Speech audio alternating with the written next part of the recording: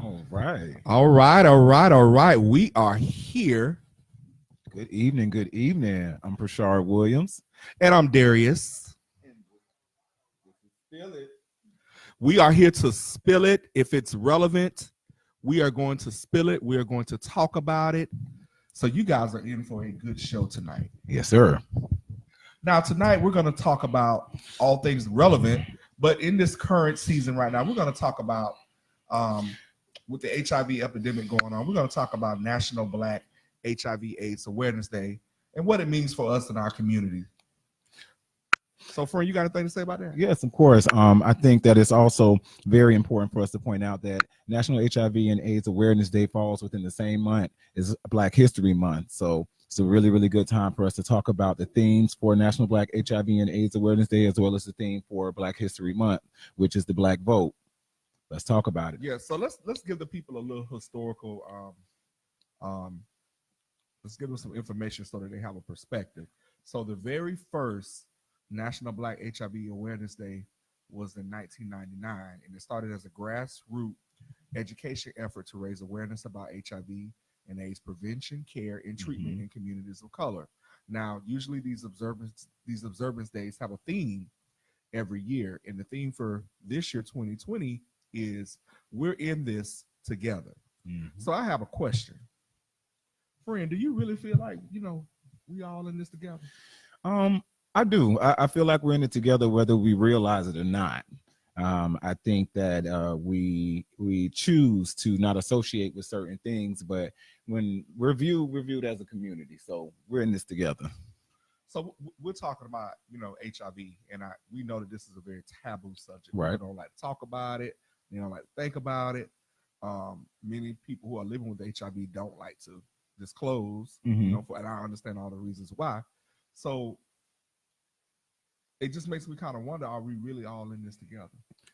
Well, I think it's one thing to say we're in this together, but then it's another thing on an individual level for a person to get to a point where they feel comfortable enough to really be able to disclose something that's so personal. We have stigma that's associated with so many things that just makes it so hard for us to be able to discuss all things that are relevant. which is why we're here, y'all.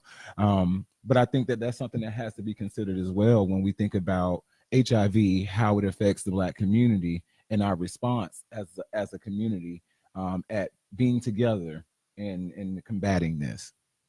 Yeah, you said something right there. Stigma is such a big deal in the Black community. A huge barrier. It's a huge barrier. And it's a huge reason why so many people, why we've lost so many people to this epidemic, and why we have so many people that may be going untreated Mm-hmm. and getting sick as a result.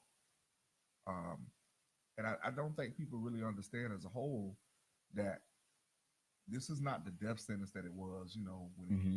when AIDS hit the scene in the 70s and 80s, Right. and people were dying and people were taking 15, 20 pills a day, Mm-hmm. and they looked really bad. They had all kinds of opportunistic infections going Right. on. Right. And now, the face of HIV today is very healthy. Mm-hmm. In most cases, people take one pill. Right. When you see the commercials, they're beautiful, healthy, sexy people. So you would think that with all the education that's out there, all the awareness is out there, that particularly in the Black community, that we wouldn't have the issue that we have. But we have a huge issue in our community, in our Black community, with HIV. I agree. But I think the issue it goes deeper. I think the issue has been there before HIV came about. I think having those real, raw, organic conversations has been something that we've been missing for a very, very long time in our community. So, in my opinion, if we were to look at it from the lens of how we respond as a community to something that is so stigmatized, and you got to think about how it was released to the public. It was put on our community. So immediately that was something that nobody wanted to associate with. um I can't say that anybody would be wrong about that. I mean, there's so many other things in our community that people don't want to associate with that wouldn't necessarily be deemed as bad. Mm-hmm. So when you say put on our community, what do you mean by that? So when HIV and AIDS first came out, when it was first a really big thing and it was released, the information was released as, oh, this is a gay disease. It's a Black disease. So being a Black person and hearing that, one, you've already associated it with somebody who's with a group of people who are gay, which we already know in the Black community that ain't happening. You can't associate gay with Black. Then now you've also put it on to the Black community. So now it's not only are you saying that it's more prominent or more, Attention. yeah, it's more There is a prominent phone or call more for Eric. larger, Eric. or it's more the word I'm looking for, a child. But you're also saying now that it's also associated with people being gay. So now it's got to be that I'm at a higher risk because I'm Black, but I'm also at a higher risk because you're saying that the people who get it are gay. So you're basically stereotyping me now if I'm a heterosexual person, and it's almost looking like I'm gay now. Well, we know that the straight people get it too. We know that. Uh-huh. We do know that, but do we really know how? When we're talking about the methods and the ways of transmission, the routes of transmission, the behaviors, what things we're doing that puts us at risk for HIV, they're so closely connected to other things. So, yeah, we know straight people can get it too, but at the same time, do straight people want to admit to doing the things that they do that puts them at risk? So you mean some of the things that they might do, like unprotected sex, needles? It happens. And that doesn't have anything to do with whether a person is gay or straight. Right.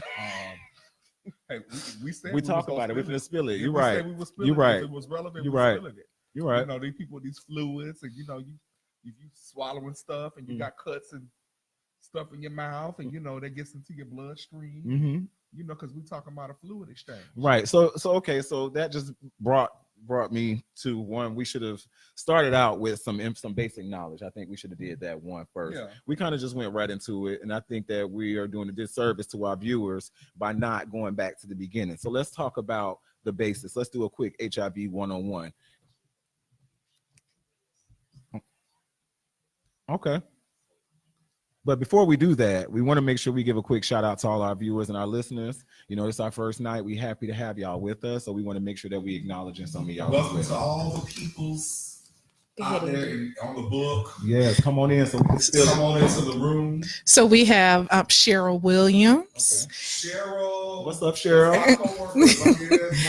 Yes, she was one of the she is the person that is largely responsible for why I made this decision to come to St. Petersburg. Thank you, Cheryl. Yeah. Thanks, Cheryl. You sent us a good Yes, one. Cheryl was a good example of what I do. Mhm. She was that example for me. So, You know, oh, go ahead. We still close, we still tight. So I'm happy to see you on. Annie Bird. Now, that lady right there, Annie, is close to my heart. We worked together. She kept me on the straight and narrow. She looked out for me. She's one of those people that, when I was up there in Tally Ho, up on the hills, on the 7 hills, she kept me together. Yes, man. Yes. We got people all the way from Seattle. Says Michael S. Griffin. He says, That's my "Hello, cuz. fam." Okay. Cuzzo. You got Darius Williams watching. Darius. Today Bug. Jay. Um, What was I tell you? my friend. Thanks for going the on? invite. So you got a whole bunch of people. We could keep going on and on. Look, yeah, look. You had people logging in from the beginning. So go ahead. We gonna say hi. So y'all finish the conversation. We'll do some shout outs again later. Okay. All right, So I all think right. we left off at going back to the basics of HIV. I think we would be doing a disservice to not make sure that we're spreading awareness of how the virus is contracted or how a person can get the virus. I'm sorry. Well, why I don't we wanna use start that with political why don't we term. start with what is HIV? We hear HIV, but when I don't know if people really know what that term even means. So Or how human immunodeficiency virus. So one, let's acknowledge the human part of it. So I hear a lot of myths and misconceptions all the time about HIV, and you can get it from a cat, and you can you can get it from anything other than a human. And I So want they to make said sure a cat? a cat. Well, Child. people have a understanding that and maybe have just got it confused, because I believe there is a virus that may be similar that runs in animals, but it's not something that humans can contract. So that's why I ain't got no pets now. Right. So the immunodeficiency virus. So immunodeficiency meaning the part of the immune system, and deficiency is the low count. And of course, virus, something being that if you don't have a cure for that, you're not getting rid of that, right? So when we're talking about HIV and how a person can get HIV, we're talking about fluids, right? Fluid exchange. Yes. We're talking about blood. We're talking about semen. We're talking about vaginal secretions, breast milk. All of that, right? And you want to keep a protective barrier between those, and pre-semen as well. You always want to keep a protective barrier between yourself and those. So those are ways that transmission can happen, or a way a person can get HIV. So that's the basics, right? What else am I missing? Well, when we talk about the basics, I think we got to talk about, and you just touched on that, barriers of protection. What do we know? Well, you know what? Let's go back. Let's go back for a quick sec. Okay. While we're talking about the basics, and you touched on this kind of already, the myths, that you can catch HIV, from a cat or from another animal. Mm-hmm. I've heard people say that you can catch HIV if you're kissing a person that has HIV. You can catch HIV if you use the same dishes as somebody that has HIV, or if the person is sneezing around you and you're in their presence, that you can be infected that way. Mm-hmm. Well, we know that's not true. So you can't get HIV, and I know you know this, but you're posing the questions to me like you can answer this stuff. But so we know you can't get HIV from touching somebody. You can't get it from using the same toilet seat. You can't get it from sweat, tears. You can get some other things. That's a whole other subject. You get some other things, but that's another night. That's another conversation. But there has to be a fluid exchange. And when it comes to kissing, we're not talking about that talking about saliva. We know saliva is a form of DNA, but it's not carrying that much of the blood in it, or hopefully it's not. I hope it ain't, unless you got some bleeding gums or something, baby. Hey, plug for good oral health. Right, which is why oral hygiene is really, really important, whether you're negative or positive. But making sure that your oral is all together, because having a open tooth or a open wound in your mouth could put you at a higher risk, especially if you're going to be doing things with that same mouth. For the people out here that like to pray, they like to what, friend? They like to pray. So prayer. So when they like to lay a good old prayer down. Oh, okay. Yes. Okay. So what does that mean? They got to get on their knees to pray? They like to get on their knees or maybe not on their knees. Got you. But they like to pray. They like to speak into the okay. mic. Got you. Yes. Okay. Yeah. So for those, they say prayer availeth much. You know what? Well, when it comes to oral sex, you definitely want to consider using some type of contraceptive or barrier. Let me stop using all these $10 words. I done got off work. I got to stop using them big words. Mm-hmm. But using some type of barrier, some type of condom or something, because of the fluid exchange. So that's where the concern comes in. If there's some type of open wounds or sores or cuts, and when I say open wounds and sores and cuts, I want people to also consider, even wounds that you don't even think are wounds. I know sometimes I'm eating and that meal get real good, and I be done bit the inside of my cheek. Oh yeah. That's the open wound, yes. Or that tongue, Ooh. So thinking about that, and I know it slips our mind, because by the time the end of the day come and you at home and you ready to do your thing, you're not really considering that wound that you might have inside of your mouth. So you want to consider all of those things when, getting ready to perform oral sex. Mm-hmm. Now, since we don't touch on this topic, I know that, we don't kind of went there a little sooner than I thought we would, let's talk about, our community. Do Black people really like to, use condoms when it comes to oral sex? Well, what, the people out there on the book, y'all can chime in. Let us know your opinion. Let us know what you think. Do you like to use condoms? Tell the truth. Do you even like to talk about sex? I think we should have probably started there, because that's a beginning stage. Like, we got when you trying to get it first, right? Right. Because I think we're in an age now where, it's just so easy to get in contact with people and get connected with people. You can, a few finger strokes or keystrokes, you talking to somebody on the other side of the continent, So imagine how easy it is to hook up with somebody that's in your same zip code, or one city over. So I say all that to say, when does that conversation start to be had? So what you're saying is that they can be 0.75 miles away from you, and you could just get on there and have a conversation with them, and you don't really have to know them, and they don't really have to know you. You talking about me? Or you? But no, honestly, yes, yes. If it applies, if the heel fits, and put it on. But no, people can. And my point for that is, like, when does that conversation start? Then Okay, we got comments. Okay, we got some comments coming. Okay, so we do have one comment from Chicky West. Okay. Nobody likes oral sex with a condom. Now, I didn't say we like it.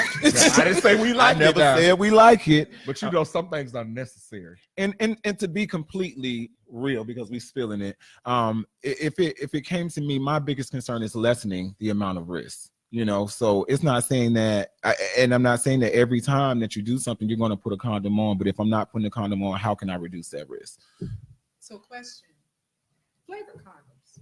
Boom. Oh, flavor condoms. Flavor condoms. Yeah. So that's an option to make it more pleasurable, right? Right. And it's always about options. It's always about options, right? Because there's so many condoms out there, but I think it also plays a part in being able to incorporate something into your practice, and not just doing it one time, but being able to, again, practice it regularly. But to change. That means that you got to kind of plan, because I think with a lot of people, you don't plan your sex? They don't really plan. I do plan my.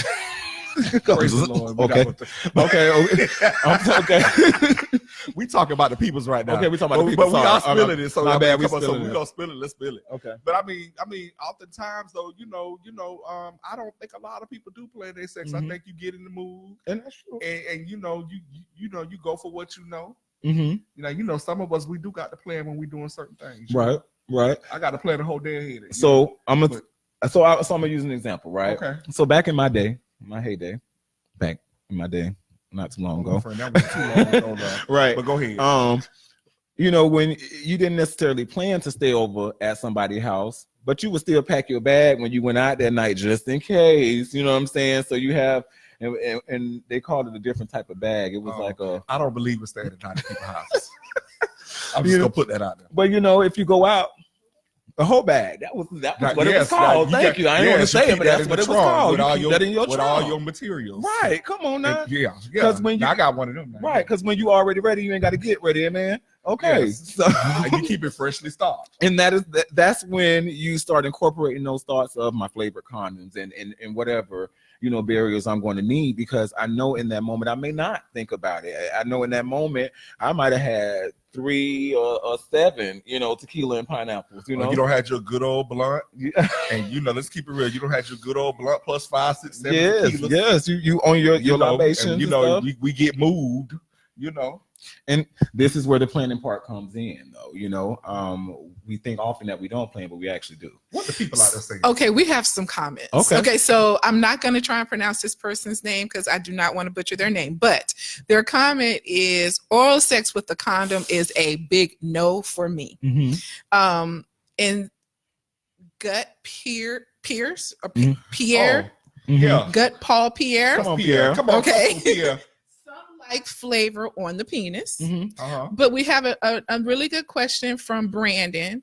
If you can't catch HIV from kissing someone, how can you get it from oral sex? So we're talking about the fluid exchange, right? So I named semen, pre-semen, vaginal secretions, breast milk. So you can't get it from kissing because that's saliva, which is a form of DNA, but those specific fluids that I named can carry the virus in it. So if you're thinking about that opening, that wound, so going back to the bite, the bite my cheek when I'm eating, that's the opening. So I go and perform oral sex on someone, and let's say that someone just happens to be a man, because that's my flavor. You know, and what if they was a woman, and what if they well, vaginal secretions as well. It can be either one, but those fluids can get into my mouth, and once they get into my mouth, they can get into the open wound. Or if you got bleeding gums, you know. Or if you have bleeding gums, that's something that going back to oral hygiene. Oral hygiene, go see the dentist. Right, making sure you're getting checked. I like aspirin; they're really good. We do have another comment. It's more of a statement that alcohol and drugs will cloud your judgment. So that goes back to having your whole bag. Yep. Okay. You know what? But if I've already put my whole bag in the car, I already have some intent that I'm gonna go out and hoe. So wait, that don't mean that I put my whole bag in the car just before I went out. My whole bag could have been in the car days ago. I just didn't know. I keep mine in the trunk. Go check it out in the show. Okay. But hold on, a question. The condoms don't last in the heat. Right. No, that's why you have to freshly stock. You have to freshly right. Of course. Yeah. So you don't leave your condoms and your lube, and you leave your good change of clothes, underwear, your good towel. You know, don't put your wipes in there because they get hot. Oh, they're gonna dry. They're gonna dry. Yeah. So you know that kind of stuff you put in there when you know you're getting ready to go ride. And I guess maybe I'm thinking of when I think of that type of preparation, I'm thinking because you have your whole bag, but then you have that other little bag that go inside your whole bag. That's that private little bag. That you take. You need that other little private bag. Some of y'all know what I'm talking about. And you have to freshen that one up. That's not something that now you need to freshen that one up. Right. Because that ain't right. If it ain't freshened up, that ain't right. If it ain't fresh, it ain't right. So we have don't brush your teeth before giving head. Just gargle with some Listerine. Yes, but wait though. Make sure you get some Listerine that doesn't have alcohol. We want to keep in mind that you don't want to do anything that's going to irritate anything in your mouth.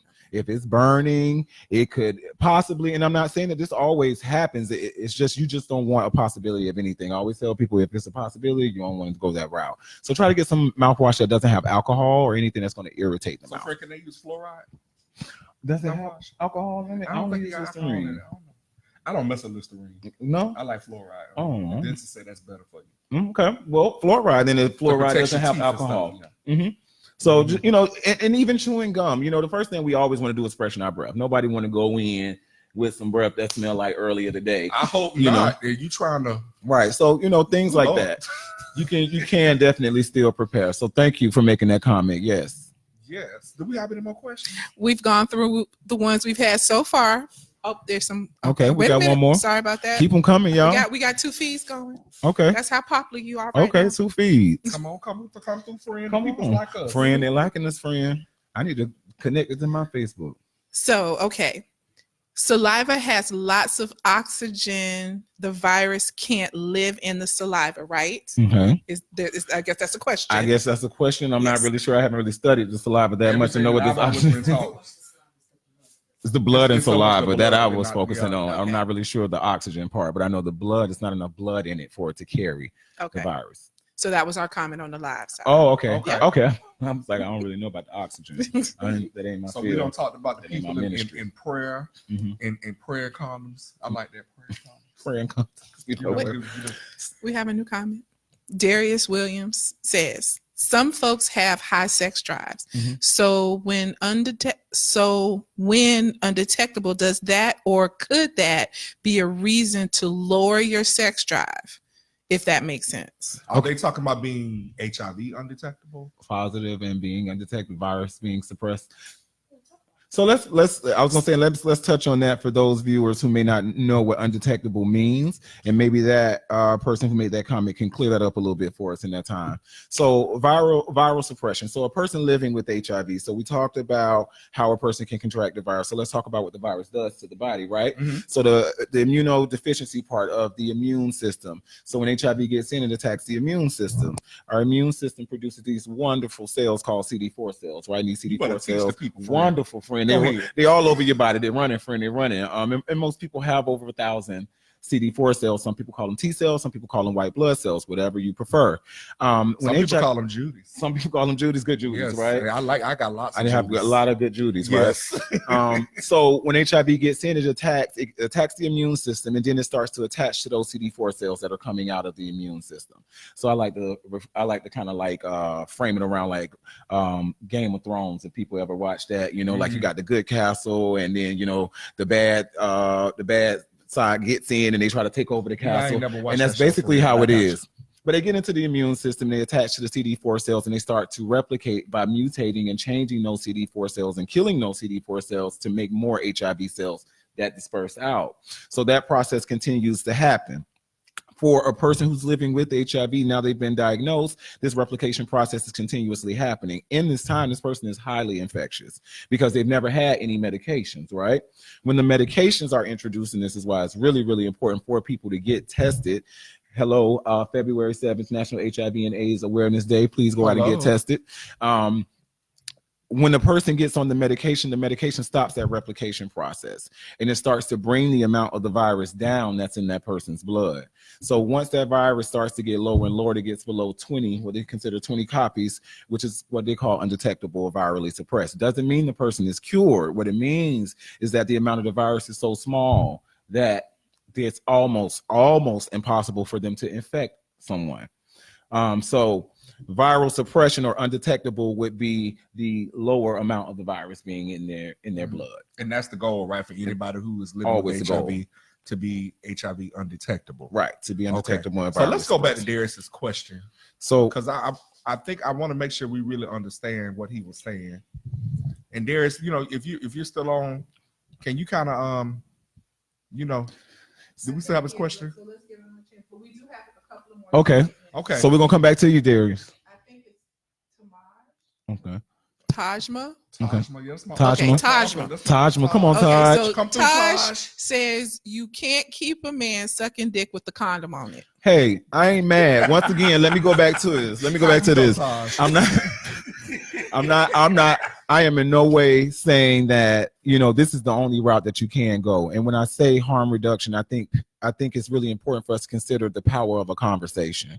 I think too many times we automatically just think that people just aren't going to be honest and won't be upfront. And you can be completely wrong, because I don't mind talking about it. I talk about sex all day long. I think it's a beautiful thing, and I think that these type of conversations should be had more openly. But especially with your sex partners, if you can't have those conversations with anybody, you should be able to talk to your sex partners about it. So Especially somebody you just met. yeah. Well, depends, friend, on how you met Now, them, because come on, sometimes now, that may you not don't- come if up you don't yet. met somebody off Jack and you don't really know them, you better ask some damn questions, Right. because you already taking a risk. You Right. at least try to be somewhat informed. Right. So in those rare situations where you might not be able to have a conversation because you was at the club, y'all got a little drunk, and they was fine, y'all good, y'all done left. That is those are those times where I'm suggesting you might want to really make sure that you stick to what you should be doing. If you have those opportunities to have conversations with your partners and you feel comfortable, by all means, go in, let have. But understanding the power of that choice, though. Yeah, I don't understand why we still. I guess I do, but I don't. When it comes to our own health, our own bodies, and our own health, we cannot be afraid to have those conversations and to ask the questions, because if you don't ask the questions now, you may be answering the questions later to somebody else. You better say it. And I'd rather ask the questions up front. Yep. Than have to be sitting in front of a stranger trying to answer questions that I don't really want to answer. Right. So Tajma is it Tajma? Taj.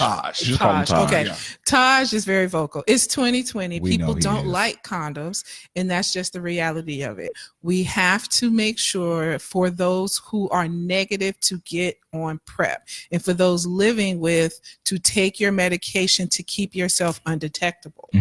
Yes, I'm so glad he brought that up because we're in Florida, and we have seen rise in new cases of HIV infection every year. Just right here in Pinellas County, where we are, we saw a 13% increase between 2018 and 19, 17 and 18. My bad. Okay, so we saw an increase, and what we know that Tosh has a very good point. We know a lot of people aren't using condoms. We buy condoms out the kazoo. We give them out we take them to barbershops. We take them anywhere we think people are going to be. And I don't know how much of an impact it's having because people either are just electing not to use them, because of the whole, condoms don't feel good. But I don't know what it is, but we still have lots of cases of new infections, and we buy 1 million condoms and put them out there. Everybody's putting them out. And I don't know if I completely agree with the comment that people just don't, because I know a lot of people that do use condoms. And I think even with pushing PrEP, we still want to push the importance of using condoms while on PrEP, because a person may be virally suppressed and may be undetectable, but we also know people who are living with HIV are only seeing doctors so many times within a month, so many months. And stuff can change in between that time. And that's not trying to put the responsibility and the ownership on the person who's HIV positive. It's on both parties. But it's just important to consider stuff like that. That time in between where they might not have seen their doctor. And the last time they got their labs done, they were undetectable back in September, and maybe they see their doctor every 6 months.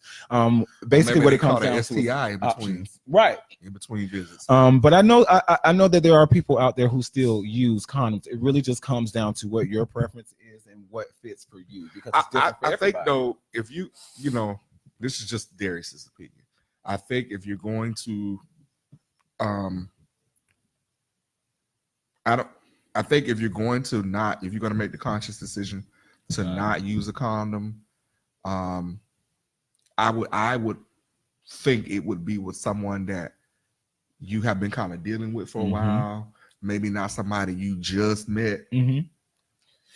And even not just making that decision without a conversation, because that doesn't just justify for me. That doesn't just justify me just opening myself up to everything, because I didn't went that route before and it didn't always work out well for me. So I think that it also still warrants a conversation because you have that familiarity with the person, right? So we have a few more comments. So this one is a really good one. Be realistic. When having a hookup, those conversations aren't the easiest to have. Exactly. To very rarely come up. So can y'all give some ways to ask those questions and whatnot to ask? Okay. So I'm really big on conversation starters, right? I did a intervention years ago when I first started in the field of the arena of HIV and AIDS prevention.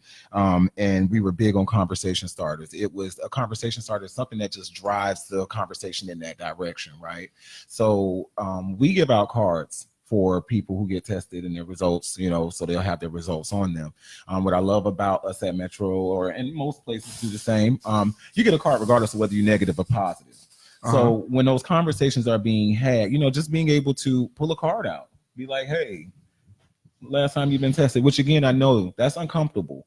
You know what I mean? But it's also uncomfortable to end up, like you said, friend, answering questions for somebody that you're not really wanting to be answering all of those type of personal questions. So I think it's just a way that you roll into it. So we do have a good question to piggyback off of that. How can you make that conversation sexy though? So sexy is different for everybody, right? You know, and I think that is where people have to get more comfortable with themselves, because what I may find to be sexy may not be sexy to them. So this kind of still wraps back around to being comfortable having these conversations about sex and not just sex, but sexual health as a whole. The more comfortable you are talking about all of this stuff, the more easy it is to just talk about. You just got to practice it. You got to really be that person who's going to stand it. I think, you know, and I can tell y'all this, you know, I was a PrEP user. Okay. I was on PrEP for 3.5, almost 4 years. Okay. So when I made the conscious decision that I was going to engage in a sexual act with somebody, I was very upfront about the fact that I was a PrEP user. Right. I was also very upfront about the fact that I had friends who were living with HIV. And in some cases, I would disclose that, I worked in the field. And I think for those of us that actually work in the field, that gives us sometimes a little bit more information than everyday people. Right. But I was just very upfront about that, and not to disclose, not to make anybody feel bad. I'm not trying to make you feel bad. I'm not trying to get in your business, but this is your life and my life. You don't know me, just like I don't know you. So, let's make sure we're both good. And being vulnerable is a big part of it. Nobody's willing to be vulnerable, and that can kill the mood too. Right. But possibly it's like I look at it like I'm going to be expecting this person to open up and share something with me. Am I willing to open up and share something with them? Are you going to be the one to cross that threshold first? Because if you're that person that's sitting back saying, well, I ain't going to talk about it, then you really can't expect somebody else. Especially if you don't really know them and they name D or J, Right. So then maybe we should think about refining or revisiting how we're choosing our partners. And this ain't me judging, because, you might like a little D here and there, every now and then. A little J, a little J, I don't know your name. You don't need to know mine. No, you can't get none of my Jordans. No, I ain't got no, you can drive my car type of situation. But again, it's still really important to consider how we're choosing our partners if this type of conversation is important to us. So Mr. West made a comment, and then we have two really good comments on the other side too. Okay. Mr. West said, Twitter is the downfall to using condoms because it glorifies raw is the law lifestyle and the party drugs too. So that was a comment. We also said, one question is asked that before the end of the night, could you please explain that just because you're on PrEP only protects against HIV and does not protect against anything else. So could you please talk about that? Sorry, we didn't hit that part. Other stuff. Syphilis, gonorrhea, chlamydia, trichomosis. Yes. and to just go back to PrEP again, and I'm sorry, y'all, we jumping all over the place. It's getting so good. I didn't know this conversation was going to get this good. I would have wrote down some speaking notes or just some important points to hit. So going back to PrEP, when a person is on PrEP, they should be seeing their provider, the doctor who wrote that prescription for that PrEP. They should be seeing that provider every 3 months. Well, let's back it up, friend, a little bit, because if you're interested in PrEP, the very first thing they need to do is test you for HIV. Right. Because if you're living with HIV, you can't take PrEP. And the reason why is because PrEP, the primary medication for PrEP is Truvada, which is the backbone of a lot of HIV medications. So if you're a person who's living with HIV, you already have the virus and you're now taking PrEP, there's a possibility that you could develop resistance to the Truvada, because Truvada by itself is not going to treat HIV. So that's why it's very important, if you're considering PrEP, you have to know your status first. So the very first thing you need to do is take an HIV test. Anywhere you go in and you're going to ask about PrEP, that is the very first thing that they should do. They should test you first and foremost. Absolutely. Very true.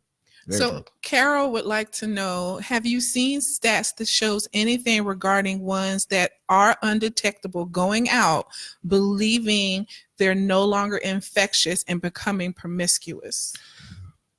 becoming promiscuous or infecting people. Well, I haven't seen stats on either. Yeah, I think if they was becoming promiscuous, they probably already were promiscuous. Yeah. I don't think that a person just becomes promiscuous out of the blue because now I'm it's already undetectable. in you. If Right. it's in you, it's gonna come Right. out. If it's in you, if the spirit is there, the spirit is there. Yeah, Know your you ministry. You already had the whole spirit. Right. It was Okay. already Yes. there. You already had that spirit. Yes. But I do believe that a person can become more comfortable and more confident through learning and becoming educated about what they are managing. So for a person who's negative, them going and getting tested and finding out they're negative, that empowers them to want to know more about how to protect themselves, because now I've faced that fear of getting on this van or walking into this clinic and getting this test done. I've done all this work to get this result, and now that I've gotten this result, I'm going to maintain this. So now that has been proven that when people engage in those type of services, it keeps them going in that way. So for a person who's diagnosed with HIV, yeah, they may have their downtime where they have to learn all of this stuff and they have to get adjusted to this new thing in their life, and even with disclosure and stuff. But at some point, they will be able to find their way. And when they find their way, it's going to be a total different lens that they're looking through. So I say that to say that attaching promiscuity to viral suppression, I just don't think is appropriate, because I think people just are who they are, and they may just go through spells where they just have to get more comfortable with what's happening in their life. So Carol says, thinking you are undetectable, is it okay to have unsafe sex, so unprotected sex? Well, I will say this. Every state has laws around HIV disclosure, and We know Florida does. and I will tell you that Florida probably has some of the most archaic excuse me. Is that friend? It's a little leftover. Fred, we're gonna talk about that later. Okay. Okay. Not on the air. My bad, y'all. But Florida has some very archaic laws when it comes to HIV disclosure. And if you are a person living with HIV, by law, you are required to tell that person before you engage in a sexual act with them. It doesn't matter if you're undetectable or not. You can be undetectable. If you're undetectable, you still have HIV.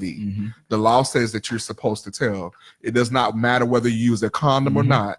You are supposed to tell that person. Now, it gets a little tricky because I have seen some cases where a person did disclose to that person, and then later on that person came back and said that the person didn't. And that can cause a legal situation. Right. And then if you don't have any proof that you disclosed to that person, that you told that person, then potentially you could face some consequences. Oh, so you need to start having waivers to sign. Right. You got to have a notary there and everything, right? But you better send a good old text message and screenshot it and save it. And in After you have a contrast, conversation. to that law, the CDC adopted, I think it was in August of 2019, they adopted the U equals U. U equals U means undetectable equals untransmittable, right? So that is basically being able to justify, not necessarily justify, but speaking directly to the importance of a person being virally suppressed, and the fact that really it doesn't happen for people to become infected. Now, I do still think that is a conversation that still has to be had between both parties. That responsibility, in my opinion, doesn't fall solely on the person who's HIV positive to make decisions about another person's body.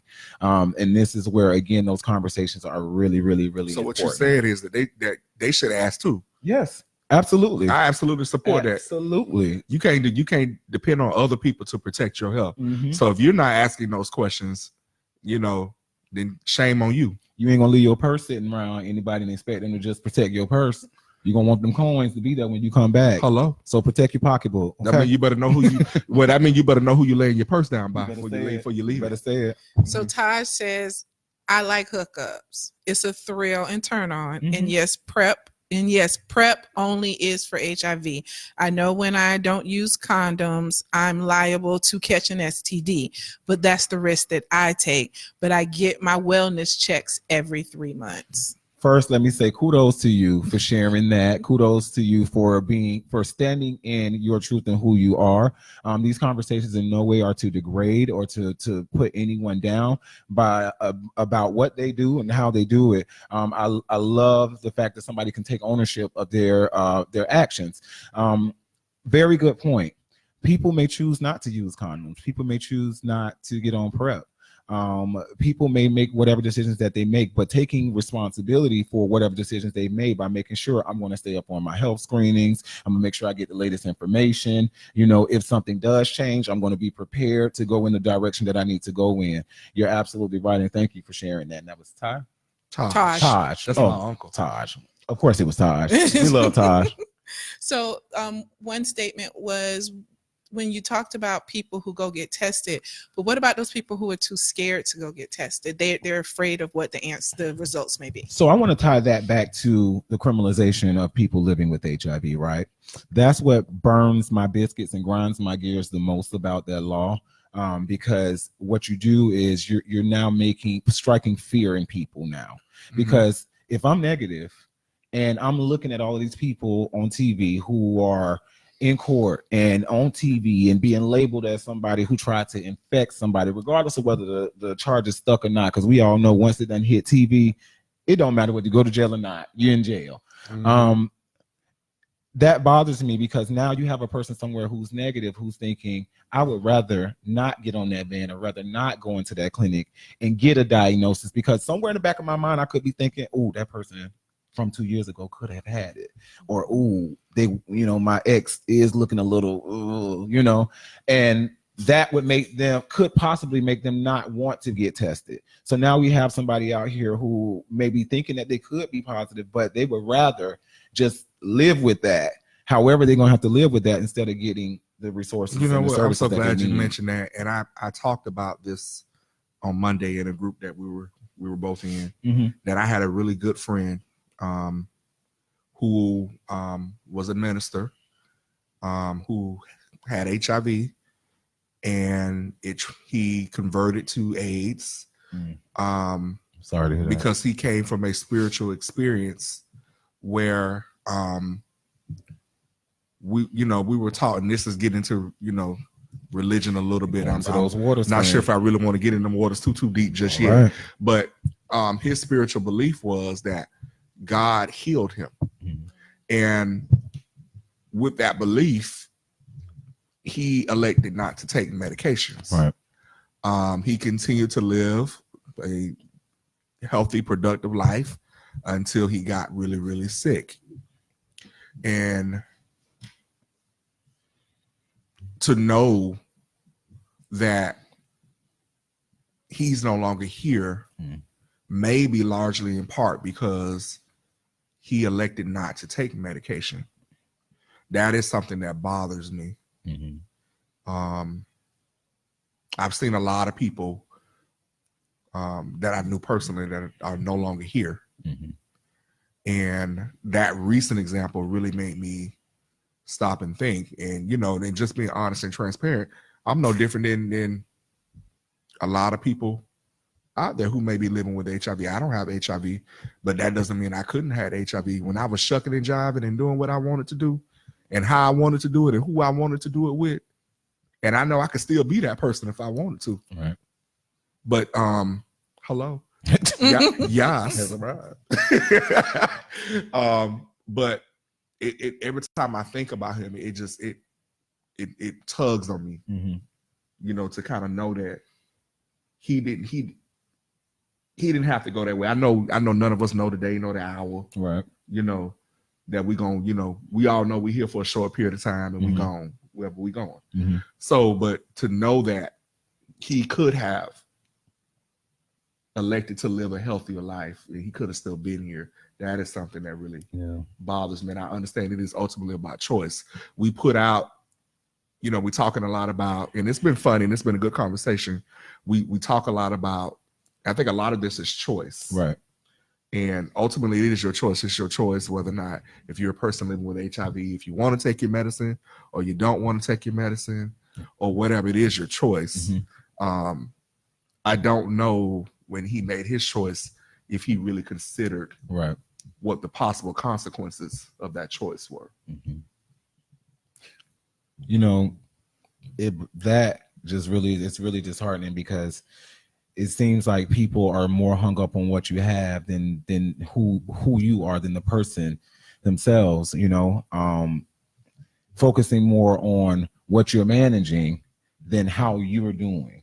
To be in a place where love should be spread, where you should be able to get the support that you need, where you should be able to reach on this higher power, or calling this higher power to come in, but you feel you're in a place of judgment, you're in a very dark space, you feel alone. I just hate that as a community. And I can only speak to my community, and I know some people are like, don't put it all on them. But as a community, we should be there for one another, and that type of stuff really shouldn't make a difference, because I think that even if a person was willing to make a decision to not take their medication, the amount of support and love that they should be able to feel in that time should make them want to, and I just hate that people are in places where they don't feel that. That's sad. We really have to check on people more often and not really focus on all of the other stuff that really shouldn't be a factor. When I first started doing this work and I started doing outreach and case management, one of the very first things that I would tell people, especially a new person, that there is life after this. Yes. Not all sickness is unto death. That comes from the Bible. For those of you who read your Bible. All right, now you better give me a scripture. Okay. So we have to get people to see beyond where they currently are. See what you see. Basically, I have this term that I used to use. See what you see before you see it. Right. And I've applied that to certain circumstances in my life when I was looking for something to happen, when I was wanting a certain outcome. I had to see it. I had to visualize it before I saw it. Right. And so I always tried to impart on people that I assisted that this is not the end, not unless you let it be. Right. That there's still life after this. You still have a lot more life to live. Don't let this shorten your lifespan. Right. Maybe looking at it and from a perspective of finding a purpose, where is the purpose in this? It's not so much as where it came from and why they did this to me, but what can I do with it now? How can I turn this negative into a positive? And I think that I ain't got no scriptures for you or nothing, but I know, y'all, that's all right, friend. We love saying, God don't put more on you than what you can handle. And I truly believe that, though. So Taj I'm going to call this statement a testimony. Taj, go to bed. We love so Taj. Taj said, at one point, I was scared of HIV, and that's because I didn't entirely know what it was. But once I educated myself on the subject, I lost all fear. I make sure I keep myself up to date on all my STD testing. I try to make wise decisions. And what I have learned is I make sure I relay that to my friends, my families, and my clients. Absolutely. We have to talk about it more out loud in all capital letters. By the way, I love this platform y'all have. We need to do more of this. Thank you, Taj. Thank you so much for that. And thank you again for those very, very, very, very important words that you shared with us.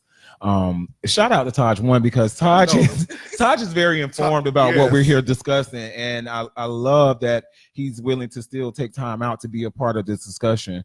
But it's very true. We really need to get back to sharing what we know. Don't just be sitting on the things that are so important that other people can use, that can help them. And when I first started doing this work, and I've told you, when I was in Tallahassee, I started out as a club MC and a promoter, and I was one of the people that came up under Taj, my Uncle Taj. Okay. He was doing this, and I came along, and some other close friends of mine, we came along and we started doing this. And when I started becoming an MC and then eventually a promoter, and I started doing this work, I had no idea how many people I knew personally that were affected by this epidemic. And I can recall when we would be in the club and when the girls wanted to read and carry on, like, girl, you see somebody walk by, girl, they got that shit. They got that dragon. We would make some kind of derogatory comment, or that was the read of all reads when you wanted to lay somebody, we wanted to slay them out. Yes, it was. And so when I began doing this work, and I actually came into the realization of how many people I knew personally that were impacted by this, and I had no idea.